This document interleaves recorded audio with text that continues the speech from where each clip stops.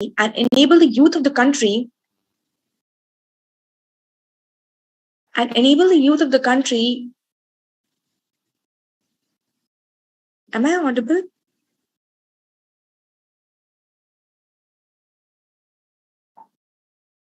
Can anybody please confirm if I'm audible? Thank you. We are an organization working towards the promotion of the startup ecosystem in the society and enabling the youth of the country to take up challenges and establish world changing companies. Our annual business conclave, Imbizo, is a platform where renowned entrepreneurs from various fields come together and guide students towards a better path in life. I welcome our honorable faculty members and audiences, and I request everyone to kindly mute their mics and not present their screens. If you have any queries or questions, you can type in the chat box. We will take them at the end of the session. To grace our speaker session today with us, we have Mr. Mrinal Kashyap. As the founder of two startups, Vice President Sales of White Hat Junior, and ex Ola, Mr. Mrinal Kashyap carries a vast experience of over 10 years from supply chain, cab healing services, IoT, home automation to EdTech. Throughout his dynamic career, he was a program manager at Parcelled, city head at Meru Cabs, leasing manager at Ola, co founder and CEO at Habitro Labs. He has always brought glory to his position, whether it was through decreasing pickup costs by 70% at Parcelled to generating 500 crores from Indian market at White Hat Junior. Thank you so much for joining us, sir. It is an absolute pleasure to host an inspiring personality like you. We have been waiting eagerly to hear your insight on today's topic, which is future of e-learning and education. The floor is all yours, sir. Thank you. Thank you for having me here. And it's an absolute honor to have an address to the people. Look, let's start with why this entrepreneurship, why everyone, why I started my journey, why I believe that everyone else need to have or jump into this entrepreneurial journey. The reason is from my very early childhood days, I belong to Patna, Bihar, and my parents are both working at in Bihar government. So basically, an average middle class family where parents are not from this business background. I was not having any exposure of business, but somehow from my very early childhood days, I got this thing that if you want to make money, you need to do something of your own. Because my father was executive engineer. Last year he got retired. My mother is my principal in one of the government school. But I have a very comfortable childhood. But I always felt that the kind of money, the kind of fame, the kind of these sort of things which I wanted is only an entrepreneurial journey. I never, I never knew any other field, any other means when you talk about doctor, engineer, lawyer, or any other field that might matter, which could give me that kind of exposure. But unfortunately, I was from where both my parents, all my cousins, all my siblings, literally everyone was working with the government, and I was not having any exposure in business. So when I joined my engineering, during my second year itself, I felt that I've made a blunder. I don't want to do engineering at all. I want to do something of my own. And I was very fortunate to find a few of my colleagues or my batchmates who were like-minded, who wanted to do something similar. So we were not having any expertise. We always studied PCM and coding background and all those things. I was from computer science. I was having the background of coding, a little bit background, I would say, because I was in second year at that point of time. But we thought, let's do something. Let's make some money. We never, anyhow, we were not going to college. And my attendance was so low. So, and my teachers was not very happy that I'm not attending the classes. So I thought that let's be serious about our life. Anyhow, this engineering job is not going to work for me. So we started selling T-shirts. We started selling T-shirts to IIT Chennai, BITS Pilani, IIT Bombay, and many other. When most of the colleges or big colleges have their fest. They order thousands of t-shirts for their fest, and we thought that this could be a way of making money. So we first started with Bits Pilani, then we sold in IIT Chennai, then Bombay, and in this fashion we started penetrating some of the private colleges of Bangalore and other part of India as well.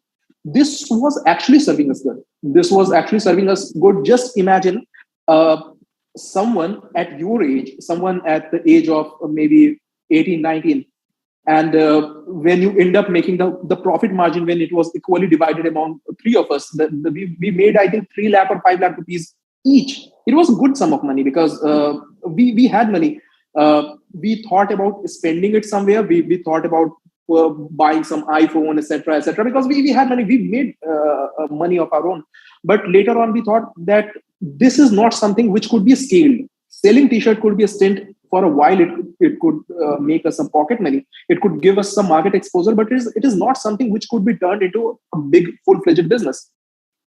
So with this thing in mind, we started working and we wanted to find some solution which could be scaled, which could be later become a company.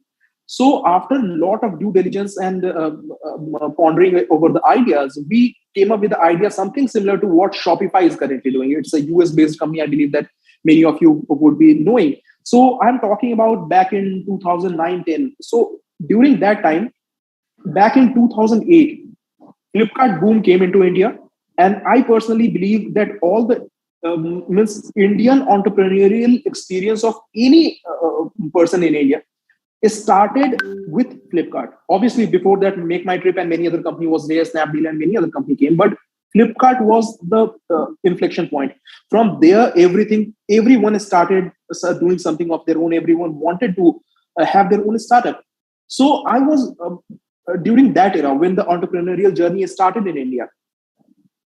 So back in 2009 or 10, what we felt that many people were excited about Flipkart, but they were not having tech expertise to make their own website or to start selling online.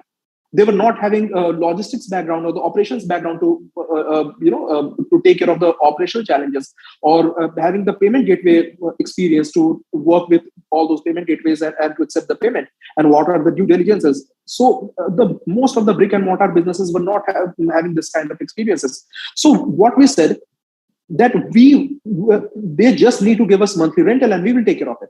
We made a custom made website. We said that you just need to drag and drop, and we will take care of it. We tied up with Blue Dart, we tied up with FedEx, we tied up with DTDC and many other logistics partner. We tied up with from the payment gateway perspective, we tied up with PayU and many other companies, and we said that we are giving you a ready-made solution. You just need to give us the monthly rental, and from there you could from day one itself you could start listing your product and selling all over India.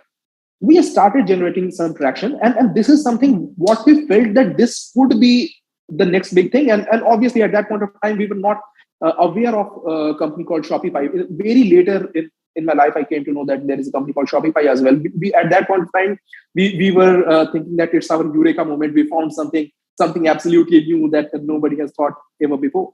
Although it was with Shopify, it was already happening in US. So we started getting some small businesses onboarded. All our customers were paying customer, but it was not that big. It wasn't something, and we needed a lot of marketing budget to make it big. And at that point of time, we were just had that 5 lakh rupees each, kind of 10-15 lakh rupees, which we made from selling that businesses. Selling that t-shirt. So with that kind of budget, we were not having that much amount to spend in the marketing. So we thought, let's take a pivot. While we were working over there, we found that there are a lot of loopholes in logistic industry in India. Maybe for Shopify kind of business, we need a lot of capital. Maybe we do not have that kind of capital, but we gained a lot of experience while working in this model. We got experience regarding how to make a dent in logistic industry, because Blue Dart and FedEx were not servicing the farthest region of India, and those companies, those small local companies who were actually serving those areas, they were not having the tracking ability. They were not having the tech built to track the shipment. So that was the whole idea, and we pivoted. We said that okay, fine, we will focus on that part of it. It actually worked. It actually worked in Bangalore. Our main USP, we focused upon what could be the differentiating factor. What is something which market is not giving you, and that's where you actually make the business. That what is something which is because Blue Dart is very big, FedEx is very big. You cannot compete. They have very deep pocket. But what's something they are not giving? At that point of time, they were not giving pickup services. You are a B2C company, B2C individual. Let's say you have to send your cell phone from Delhi to Bangalore, and probably you are not having the original packaging. The chances are pretty high that you will not wrap it up in a proper fashion, and it will get damaged in transit. So that was one of the problem statement which we found. Second problem statement was that you need to go out to the retail shop of Blue Dart or FedEx, and then these companies were charging a lot. So we said that okay, fine, we will offer three things to the customer. We will provide them doorstep pickup. We will ask them that we will provide the packaging, and the third thing was at that point of time, Blue Dart was charging some 300, 400 odd rupees for 500 gram. We said that instead of that, we will charge you just 150 rupees, and we will use Blue Dart only. We will send you a shipment from Blue Dart only. The reason was we tied up with Blue Dart in the back end as a B2B business. We got a very revised rate of just 50 rupees. And as a retail customer, you will get for the same service, you are going to get somewhere close to 300, 400 bucks. So we were reselling the Blue Dart service at 150 rupees with pickup and packaging. So we started getting traction at that point of time. Many companies were interested, many small companies which actually needed this sort of services, and whom Blue Dart was not entertaining at that point of time because their volume was so low. They started coming to us, and we started making some volume. So we presented this idea at IIT Bombay, Eureka, which they claim their biggest deep land competition of India. We presented it at IIT Delhi, IIT Kharagpur, IIM Bangalore, and Microsoft, and many other places. We got many great feedback from many industry experts. We keep on iterating, we keep on adding services and making our trackability better. When we were presenting this thing at IIT Bombay, there we met Flipkart guys. They were interested. I'm talking about 2014, end of 2014. At that point of time, Flipkart has already penetrated tier 1 cities, and they were looking for some solution to penetrate tier 2, tier 3 cities. India Post was obviously one of the solutions, but they was not that much comfortable to go with India Post. Reason was obviously India Post was not that reliable. Or even I believe that today also it's not that reliable. Obviously, the serviceability is highest with India Post, but it is not that reliable. And when you talk about Blue Dart and FedEx, they don't have that kind of serviceability, and they charge extra to deliver in the remote location, and that extra is a lot. Even for a giant like Flipkart, will not make money if they will use Blue Dart and FedEx, and that's why they said that if I could provide them some solution to penetrate tier 2, tier 3, they will invest in our company. We got very excited. We started working day and night. We even get in touch with Snapdeal as well. We just to validate the market that whether only Flipkart is facing this challenge or even Snapdeal is facing the same challenge. We found that Snapdeal is also facing the same challenge. We thought that this could become really big because giants are facing some challenges, and we could provide some solution for that. So me and my other two co-founders, we started working day and night. We started writing codes and what would the flow, how to reduce the timing, how to reduce the pickup cost, how to reduce the delivery cost, how to deliver faster. We made some solution out of it. We presented it to Flipkart. They were really excited. They were excited to invest in us. But there was a catch. The catch was they wanted to run it on the ground for some time before they will think about investing in us, because we presented a PPT, we presented a technical solution that how things will work, how things will move. But they wanted much more than that. Being Flipkart, they said that we before this, we need you to take it to the next level. And that was the catch, because although we were making money at that point of time, but we were not having that kind of money to hire hubs and to invest 50 lakh or crore to make the complete infrastructure to run it on the ground for 6 months.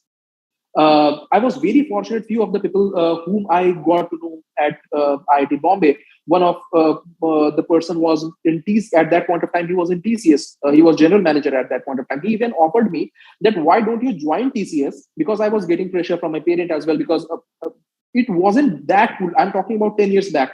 It wasn't that cool at that point of time. Parents were a bit skeptical. They thought that a general trend. They sent their child in an engineering college. They wanted a normal job kind of thing, and here he is doing something else. So I was getting pressure from my parents as well. We were not able to figure out that magic formula how to deliver it. So one of the person whom I met at IIT Bombay, he said that he was general manager at TCS. He said that why don't you join my company, and I will ensure that you would be on bench. If you know bench in a company like TCS, that means that you will not get any work. You will just sit and wait for a new project. He said that as a hack, I will ensure that you will be on bench. You will keep on getting the salary, and meanwhile in the back end you could work upon your own project.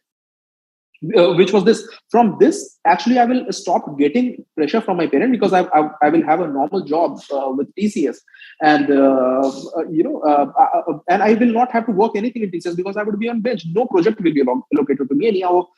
It was kind of a mirage kind of thing. I never actually wanted to get a job in TCS, but I declined it. I wanted to be full time in my own company, but things were not working.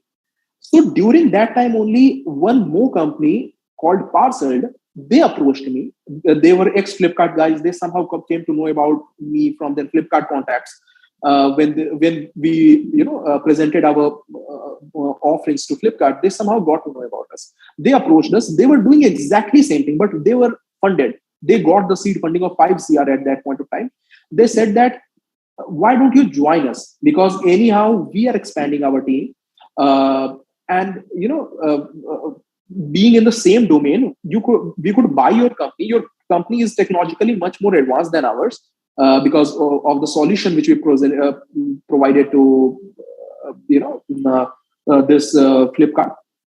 But they got funded. They had 5 CR of funding from Delivery, the current unicorn. They said we have the money. So eventually I sold my company to them, because I wasn't able to find a better solution at that point of time. I sold my company to them in around 50 lakh rupees. We sold the company and some stocks. So again, try to imagine, I just passed my engineering, and 1 year we got 50 lakh rupees. Again, it was divided and majority of the share was with me. So when it was sold, I got some 22 lakh rupees. So my parents was kind of happy, not that happy, but they were kind of happy. Just try to imagine, just try to put this into perspective. My friends, my schoolmates who were in BITS Pilani, who were in IIT Guwahati and other colleges, they were getting the packages of 6 lakh rupees, 10 lakh rupees, 12 lakh rupees. In an year, I made 22 lakh rupees, right?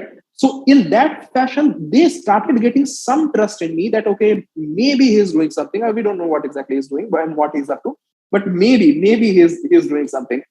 So I started getting some validation, because money is a very great validation society. The moment you will start getting money, the same neighbor who will always question you that okay, this guy is not going to do anything, they will start saying, okay, maybe he is up to something. So we made money, and I joined Parcel. So I remember my first job when I joined Parcel. 22 lakh was obviously, and the 50 lakh rupees actually. It was because I sold my company, my shipment to Parcel. The money came from there. When I joined the company, my first salary was 6 lakh rupees annually. 6 lakh rupees was my first salary. My parent was happy. 22 lakh rupees plus a regular job. Things are going into the right direction. But I wasn't very happy. Obviously, at that point of time, although it was my first job, but I thought that I should earn much more than this 6 lakh rupees. I was very fortunate. After joining Parcel, after 2 months or so, again I got few opportunities.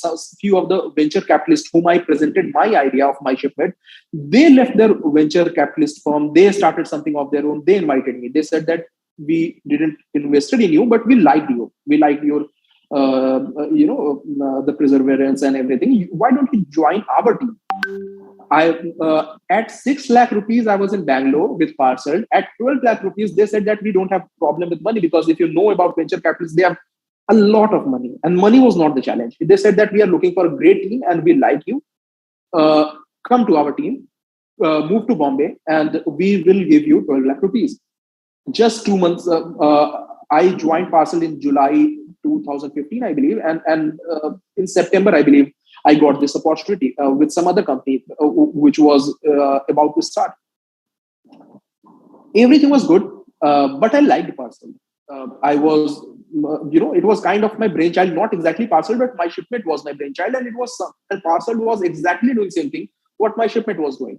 So I was kind of okay, and founders were good. I said this thing to the founders that I'm getting some offer, maybe I will move. They said that we will not only counter your offer, we will not just match the offer, we will counter the offer. And they paid us 50 lakh rupees. I joined the company in June 2015. In September 2015, July 2015, I joined. August, September, just 2 months after, they were ready to pay me 15 lakh rupees. The only reason was that after founders, I was the only person in the company who actually knew what this company is all about, because I was doing exactly same thing in my own venture, and I was having all the decision making authority, signing authority, and everything, because they knew that thing. They were ready to match that amount, because after 5 lakh they raised, after 5 CR they raised Series A round of fund, which was 35 CR, I believe, from Delhi again. So they had the money, they wanted to retain me, and they started giving me 15 lakh. Now my parents were very happy that this guy is now making some money, and things are actually going into great direction. Now I was also happy, because I remember when I was in my first year of engineering, during some lecture, somehow I don't remember everything, what exactly happened and what was the conversation, but when one of my professor was giving lecture in mechanical engineering, something triggered, and I remember that I just thought how good it would look when you will have more than 1 lakh salary in a month, right? Because again, I belong from a family where both my parents work, but both are in government, working with Bihar government. I never faced any challenges in money, but in private jobs, you always get much higher than the government jobs. So it was kind of very, I thought that it would be really cool that if I will start getting some 1 lakh kind of salary, or more than 1 lakh kind of salary. So the moment I started getting 15 lakh salary, now I was happy, because 6 lakh salary was something that, okay, I always believed that I deserved much more than this. So I started getting the money. I was kind of happy. Everything was going great. Later on, I was being with Parcel, did many things. One of the things was obviously, which we have mentioned in that reducing the pickup cost, right? That was the trigger point. Why? Let me tell you how it happened.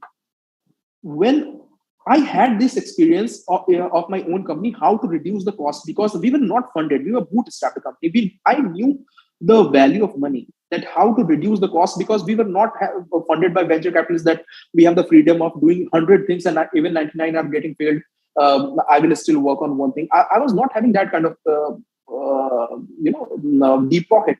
So there is a book called Lean Startup. I believe many of you who are interested in entrepreneurial journey, they must have known about this book, Lean Startup, wrote by Eric Rice, I believe. So it's very famous. He writes about MVP, minimum viable product. Before starting anything, you should actually test the market, that how the market is responsive about it, whether they like your idea or not, whether they like your offering or not. Instead of spending that much amount, you just first test the market, and that is called MVP, minimum viable product, which Eric Rice has mentioned in this Lean Startup book. So I used the same concept. What we were doing before was, whenever we were launching a new city, we were just investing everything, and we thought that, okay, from the day one itself, we will have our own hub, our own people. Although we were not having any demand in that particular city, but we hired everything, all the office staff, hub, and everything. I pivoted from this thing. I said that let's figure out that this thing is going to work or not. So I started launching cities in a very limited setup, just to ensure that in this particular city, do we have that kind of demand or not? And based upon that only, we will hire the pickup guys, the delivery guys, the office staffs, the office space. Everything will depend upon that. And this was one of the key factor how I reduced the cost, because initially we were doing everything and then going to the market for the demand. Here I changed the approach. I said, first let's get the demand, then we will figure out everything. So with that, actually, I reduced the pickup cost, which was incurring at that point of time, and I reduced it substantially. Around 70% of the pickup cost got reduced, because even when the volume got high, we started using other partners. We started partnering with the small courier companies. We said that if we are getting some demand which we cannot cater, we started giving to the local courier companies from whom we don't have the problem of getting acquired, or giants like Blue Dart or FedEx. They were very small. They don't have any brand. They just have presence in that city. We said that, okay, fine, let's use that. And these small things actually work. I onboarded Paytm, Myntra, the QC based shipment, reverse shipment. When you buy a T-shirt from Myntra and when you return it, at that point of time, Myntra was not having a very great solution to pick up, because every product is different and they cannot keep on giving a checklist to the pickup guys that this T-shirt is black, this T-shirt is Nike, made up of Nike, or what's the size of it and what's the color of it, likewise. So we made a tech solution out of it. We made a product, pitched to Myntra, onboarded them, and this is how we onboarded many big companies, and we were doing great. Till that time I was in Bangalore. Then Meru approached me. When I was there with parcel, things which actually made me wonder was, when obviously Ola and Uber came to the market at that point of time, I was also using Ola and Uber. I always wondered how anyone meet demand and supply in real time. You open your Ola app or Uber app, you press for a ride, and within couple of minutes, a vehicle come to your doorstep. If it will delay for more than, let's say, 10 minutes, you will cancel the ride. So how this demand and supply is actually getting meet in real time, that's very a kind of something which is very intriguing for me. It was not for money, it was not for anything else. I was actually applying in Ola. I wanted to be in Ola just to understand this. For me, degree never mattered. For me, money mattered, but money also, it does not matter in that kind of fashion. For me, education mattered, and not the formal education which our society gives, or our colleges give.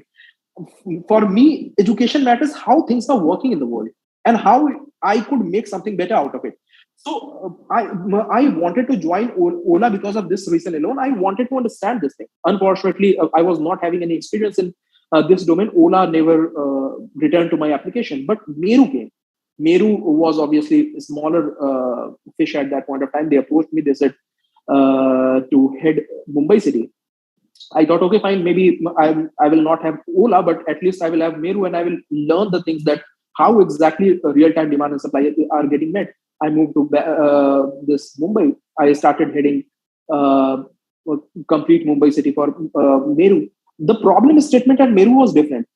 Here we were facing predatory pricing from Ola and Uber. They never cared about making money. They actually, for making 1 rupees, actually they were burning 2 rupees in Ola and Uber. Meru never had that kind of deep pocket to do so.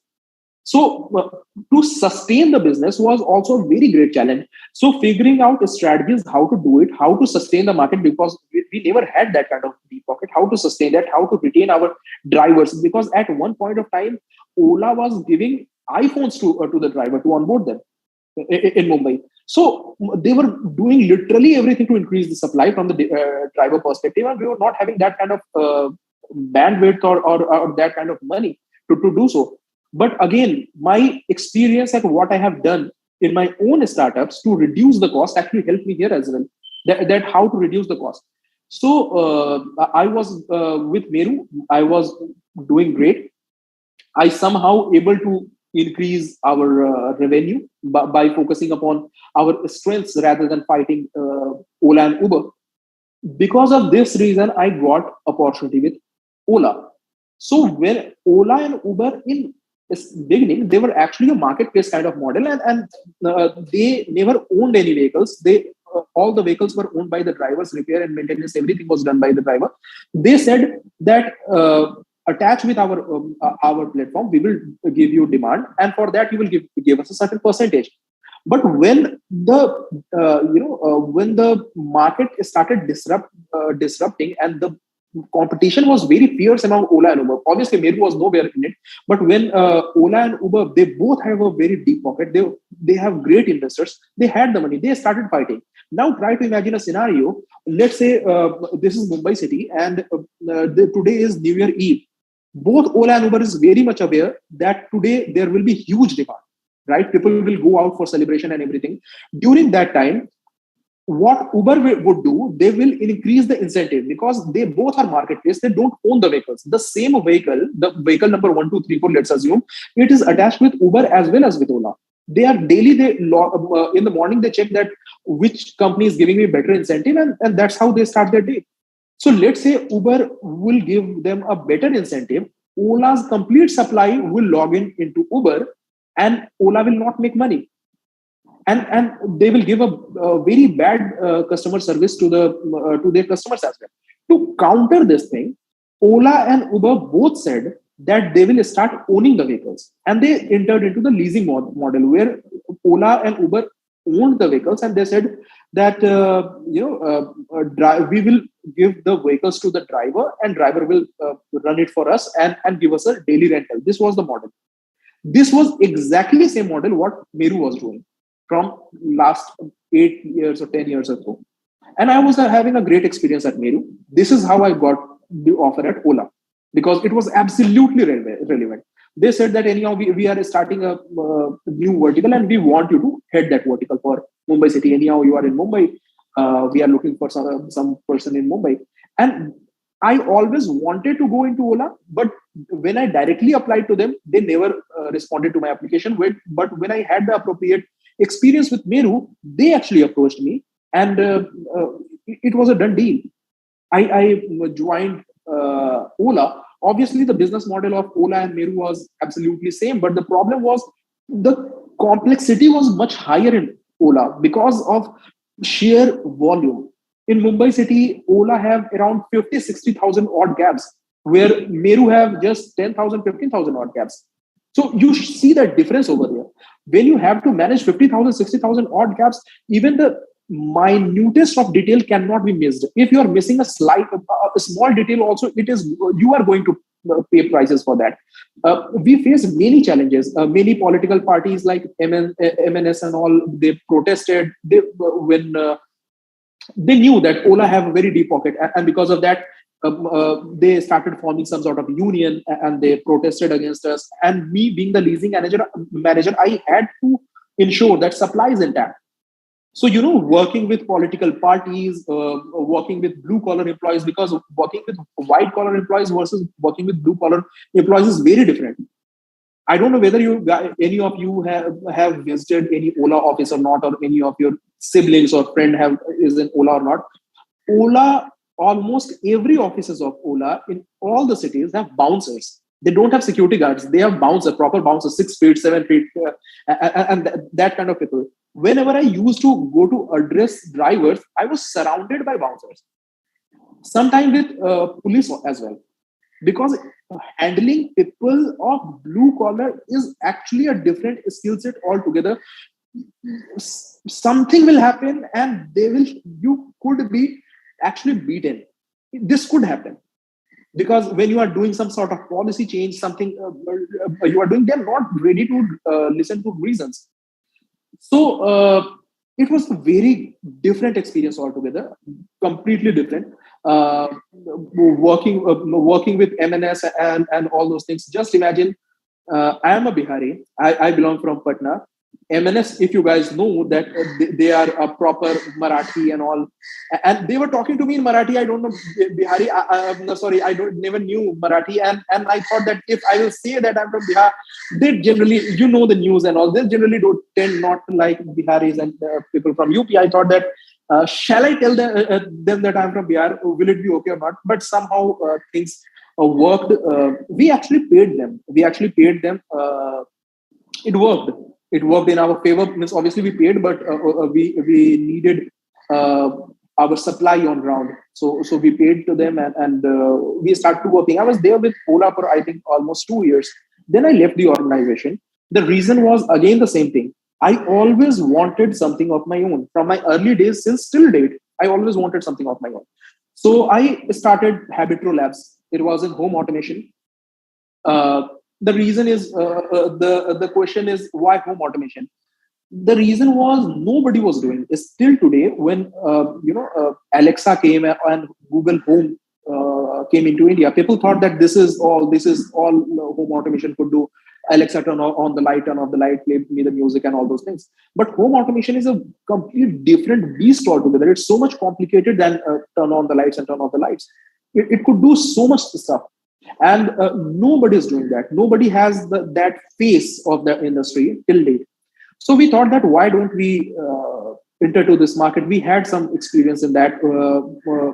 Means my co-founder had some experience in that. He was with me at Ola only. We started working on this problem statement. We again from my very early childhood, I was very good at understanding what are the USP, what are the differentiating factor which we could offer to the customers, which our competitor is not offering, or maybe if the competitor is even offering, we could do it much better than them.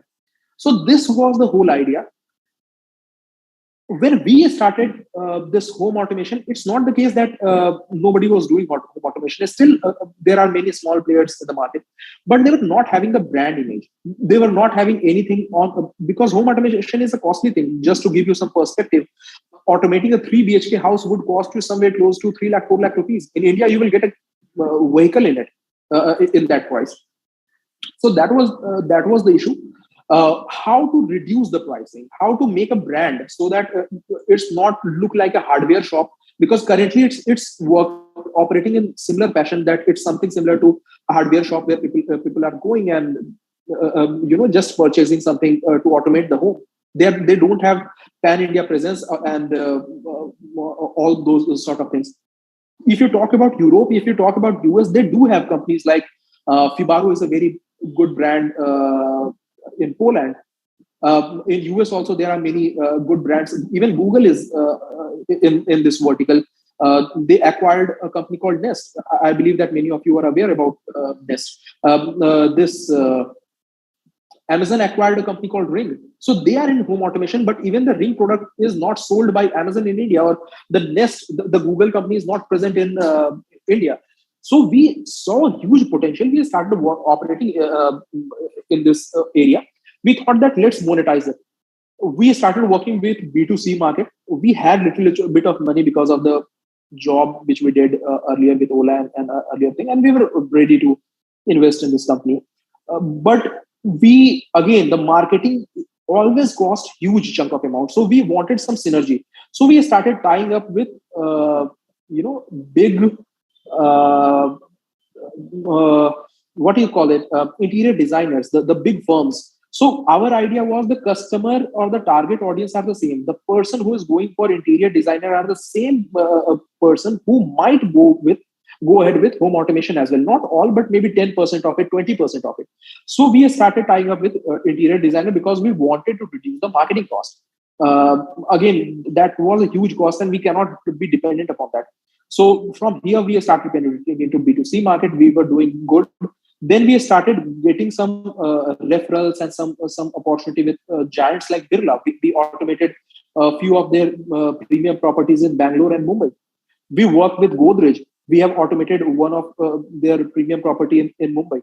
So basically, we started getting these queries and things were going great. A few of the venture capitalists also approached us for investment metrics, and few other approached us who invested in Ola. So they approached us. They said that we like your model, what you guys are doing, and we would be interested in investing in your company. But we were profitable. We were making 40-50% our profit margin. We thought that we will raise the money in later phase of the in the company, because we never wanted to dilute our equity at that point of time. It was a very big need. Things were we were doing great, but unfortunately, pandemic came and things were haywire. We were not sure that how to respond to this, and lockdown was imposed and everyone was panicking, and it was a premium product. It was not something like, in life you will always have two kind of products: vitamin and painkillers. Vitamin is something which is a good to have kind of product. It is okay to have it. My product was a vitamin. It was not a painkiller. Painkiller is something which people will buy irrespective of the external circumstances. Let's assume the basic needs, like food, clothes, these kind of things are basic things. These are the painkillers. They will buy it. They will buy it because it will help them in reducing the pain. It will solve some purpose. Home automation was not that kind of market. Real estate market started going haywire because of the pandemic and everything. We decided to shut it down. During that time only, Whitehead Junior approached me. So Whitehead Junior approached me in the past as well, but I was doing something of my own at Habitro. I rejected the offer. Later on, again they approached me, and at this point of time, anyhow, I was thinking about wrapping my company because we were not seeing any light at the end of the tunnel. We thought that let's wrap it up and go ahead with something else. And this is how I joined Whitehead Junior, and since then, scaling India business, scaling US, starting Singapore, etc., etc. So this is my career journey. But at last, I would say something that even if you want to do something of your own, start. I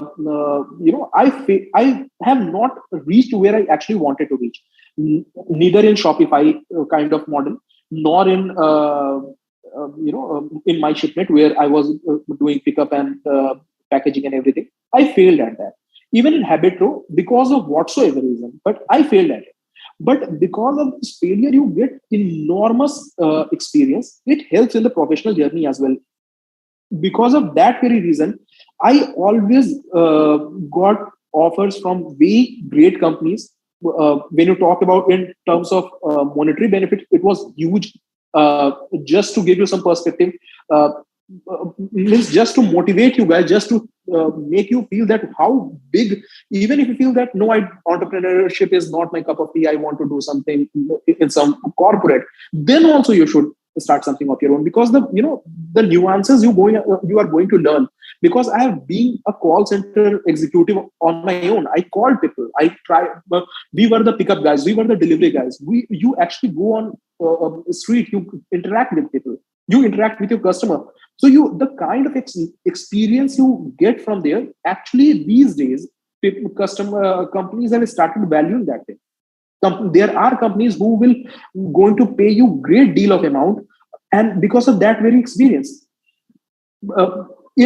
I was having nothing that just after graduation, just after 1 year of graduation, I made 22 lakh rupees after selling my company and 15 lakh rupees in my kind of package. At that point of time, almost all my friends are not doing that. Even from the Ivy League, my friends who were in Ivy League colleges like Pilani or various IITs, they were not having this kind of thing. I'm not talking about the top 1%. I'm talking about the average salary. That wasn't the case. So market is very it is very disruptive. It is very complicated. And there are companies, they will value you if you have something to offer, which is different than the others. If you think that you will graduate from some institute, some university, even if you are great at it, right? Even if your university is damn good at it, but then also just try to imagine that you are not the only one to get that degree. You just try to think this in terms of perspective, the huge population we have, right? And with that kind of population, the kind of employees or kind of pool any company gets when I've interviewed many people in my companies, in other companies as well where I worked. So if every position get maybe thousands of applications, your application needs to be a very different from others.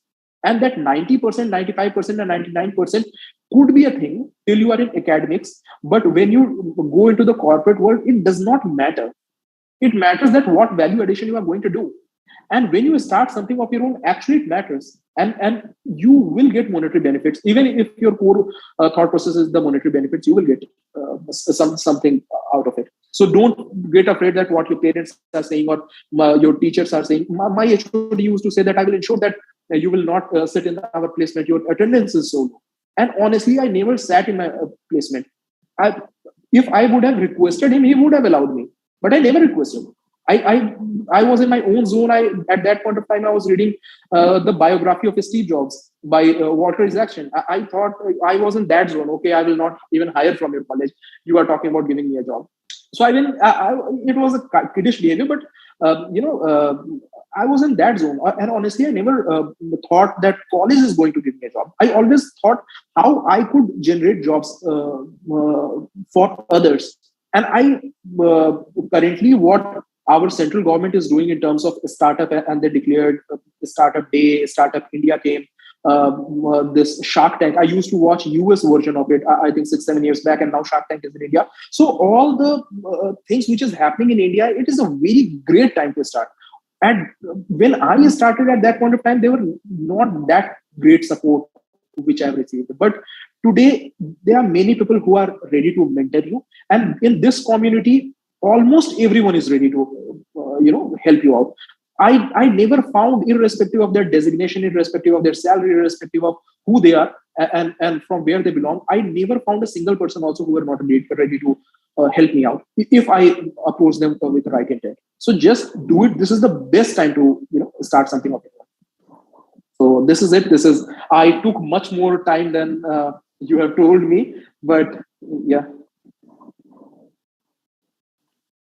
That was indeed a delightful speech, sir. The points you brought forth are so relevant and important to understand for a better future. Thank you so much for enlightening us. Thank you. To hear more of your interesting thoughts, we would love to now move on towards a Q&A session. So here's the first question. It is, since you have worked in quite diverse markets, ranging from education to automation, how were you able to apply such an eclectic approach towards your work? So I believe 70-80% of the problem statement is same. The customer behavior, customer mindset is same, irrespective of the industry. Whether you talk about automation, whether you talk about education or the cab hailing services in Ola cabs, how the customer will respond is mostly the same, because we all are human. We have a certain trend, we have a certain traits, how we respond to any situation. And I feel that 70-80% of the things are almost same. 20-30% are the industry kind of thing which you could learn or when you join some organization or when you start something of your own. Even if you don't have any expertise, then you go through the YouTube, and there are many in today's world with internet, there are a lot of information out there. You could just learn about it, but that's only 20-30% of the thing. If you actually understand the customer, if you actually understand the need of the customer in any segment, in any domain, you could actually replicate into other domains as well. 70-80% would always remain the same. The only difference is your 20-30% where you need to learn the trade secret or how this particular domain actually operates. So this is how actually I work. The 20-30% I learned whenever I joined the organization. So, sir, how were you able to adapt to the needs of those 20-30% since you have worked in very diverse markets? Yeah. Mm-hmm. So, I could give you the example of US and India market at Whitehead Junior. So, although we were selling the same courses, the teachers were also same. The supply side of it, the teachers were from Indian origin only, or and based out of India only. The differences was in India, people were more price sensitive. They were much more sensitive towards the price. They were not much. They don't much bother that what exactly the kids are going to learn. Obviously, that's one of the aspects. But even if they are much more bothered from the price perspective, in US, the case is actually the opposite. They are their first question is what value addition your course is going to do to my child. The second question would be the price point. Obviously, they will also negotiate, but they will think in terms of value addition. Something similar we found in Australia, New Zealand, something similar to Singapore and UK. India is a much more price sensitive market than the other developed nations when you compare. So based upon the actual customer needs, what exactly they are looking for, what are the rebuttals they are looking for, what are the questions they are throwing at you, you actually adopt and train the team accordingly. That okay, these are the problems, and you have to address the market, and this is how this is our go-to approach for that particular geography. Yeah. Okay, sir. Indeed, it is understanding. So, sir, my next question to you would be: since the pandemic, the consensus has been the online way of doing business as profitable. So, what Yeah. is your perspective on this? So there are two ways of it. Obviously, online is even before pandemic, I would say, since I've also operated in this side. So online is obviously a better way of doing it. It depends upon the product. I won't say a better way of doing it, but the reason is even if, when you go to venture capitalists, they will also prefer online business. Reason is that when you have to expand, let's assume Shopee, this Spotify. Okay, when you have to expand Spotify from US market to Indian market, you need songs from Indian market, but you don't need a big team over here, right? You have already made the software, you made everything. You just need a Indian playlist, a Hindi playlist, a Marathi playlist, a regional playlist, basically of India. But from the software perspective, from the tech team perspective, you don't need a team over here. Same thing is happening with Google. Same thing is happening with Facebook. Facebook does have offices in, I think, Gurgaon as well as in Mumbai, but they have the sales business over here. The backend office, the tech offices, they have in California only. So when you come to online business, the possibility to expand it is very easy at a very lesser cost compared to offline business. You could expand. Basically, just try to imagine that you have a brick and mortar shop of, let's say, sweets or clothes or anything in your hometown, and you are doing terrific. There is no one better than you, and you think that I have to replicate the same model or expand it to Delhi, Bombay. So you will have to purchase the land or buy the land, lease the property, and do everything. That will cost you much more than the online shop. Just try to imagine that you are a company, something similar to Flipkart or maybe Amazon.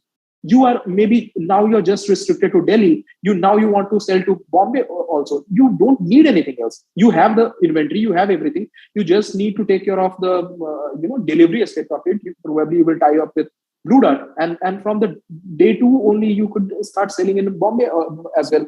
From the same time you could start Bangalore and elsewhere. This kind of flexibility you do not have in offline market. So that's why online one is always preferable, but it depends upon what is your actual business.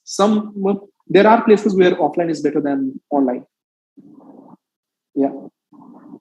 Indeed, it is true, sir, that Sorry. for budding entrepreneurs, online market seems well since they can enter the Yeah. market easily and cut their costs. Yeah. So, my next question to you would be: since sales is like a coin, with the Mhm. highs comes the lows. So, how were you able to deal with the lows that came along? So you need to understand. I would not say it's a coin. I would say it's a more like an art kind of thing, right?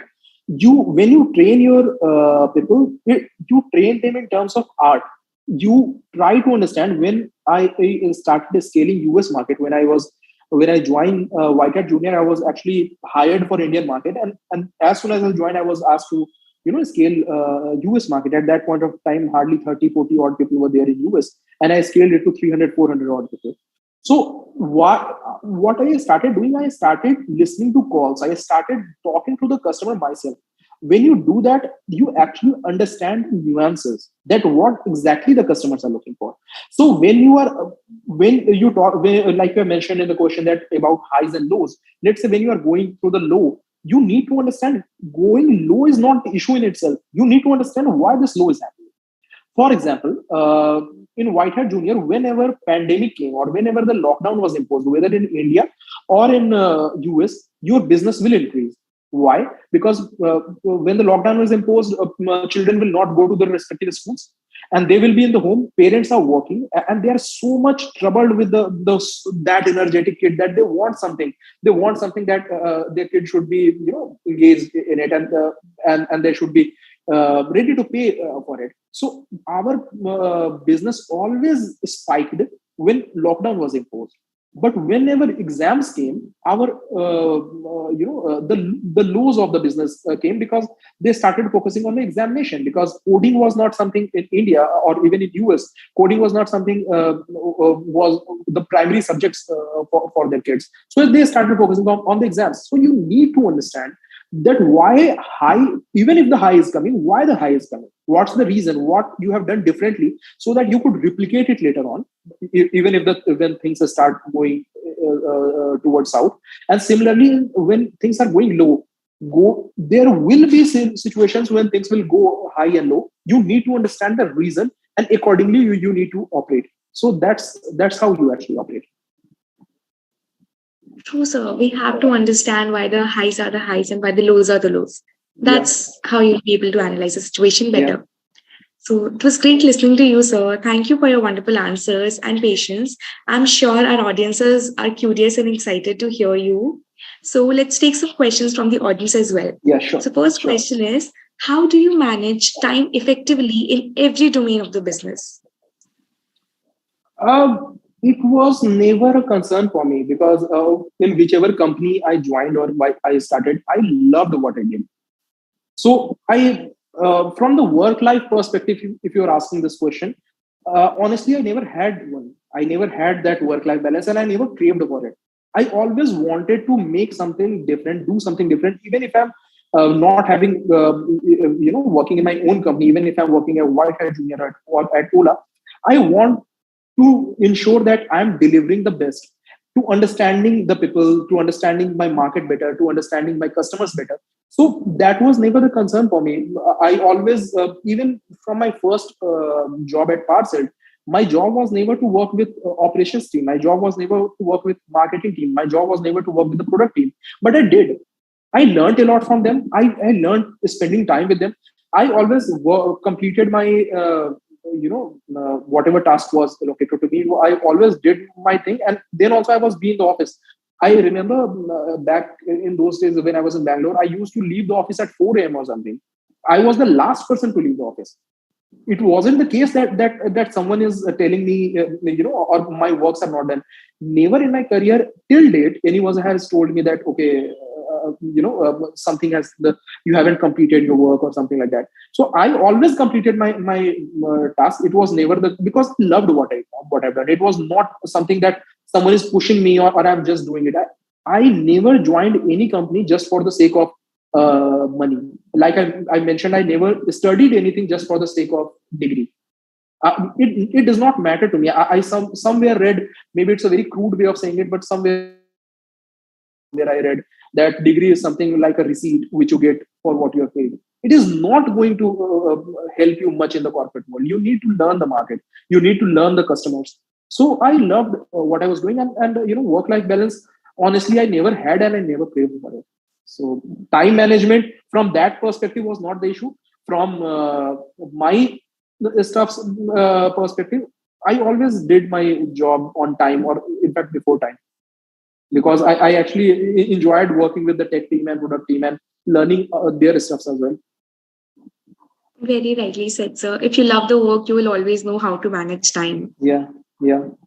So my next question to you would be, it's from the audience, that is, that what is the one mantra, be it business or life related, that you have always followed while you took any professional decision? So I would say never lie to yourself. It's personal as well as professional.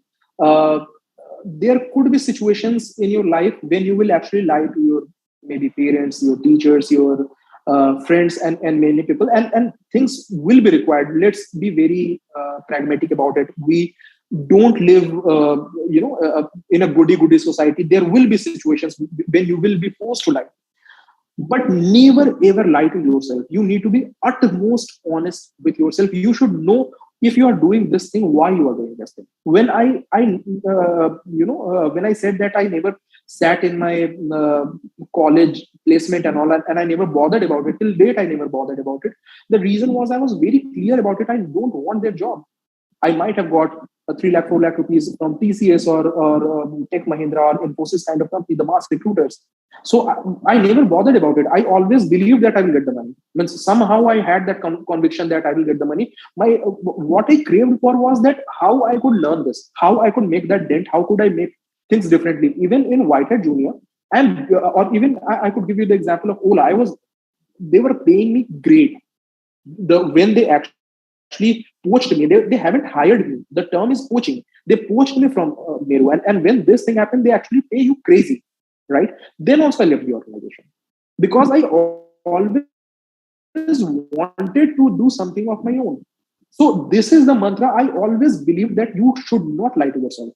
You should know what's your calling, what is the one thing which is make you motivated, why you wake up in the morning, what is something which is driving you, and you should be absolutely honest with yourself, irrespective whether you lie to the whole world. It does not matter. Yes, sir. So the last question is, what advice would you like to give to all the budding entrepreneurs out there? It would be great if you get some mentor, because when I reflect back retrospectively, if I would have got some mentor, because obviously till date, entrepreneurial journey is kind of very budding in India, right? There are a lot of initiatives are coming from government as well as like Shark Tank I've mentioned, and many things are happening. But still, it's in a very early stage. When I started 10 years back, at that point of time, it was more early, and I haven't got that kind of support. But in today's world, there were many people who would be ready. Even I would be ready. If any of you would be want to start something of your own, please reach me out. If I could be of any help, I would take my time out, mail me, join me on LinkedIn or wherever you want. I will help you in whichever way possible, because I feel that if you have the mentor, you could avoid many loopholes or many pitfalls which could be avoided from somebody else's experience. They could introduce you to many venture capitalists. Many things could happen. For example, let's assume you will make a solution which is very relevant at Whitehead Junior. I could get you contacted, or I could buy your product. That okay, fine, I will be your customer. Something similar to Ola. So always try to get some mentor if possible. Even if you are not getting a mentor, don't dishearten yourself. Just keep on working. There will be a lot of iteration. There will be a lot of pivot, but you will eventually reach where you want to reach. It's just that maybe the time taken would be a little bit higher, because there would be a lot of learning curve involved in it. But then also, even that has a lot of merits. It will help you in future as well. With this, we have reached the end of today's session, and it was nothing less than incredible. On behalf of our entire team, I extend my gratitude to you for accepting our invitation and enlightening us today with your words. Thank you so much, sir, for your time. We hope to host you in future as well. Have a good day ahead. Thank you, everyone, for joining. Thank you, Latasha. Thank you, everyone. Thank you. Thank you.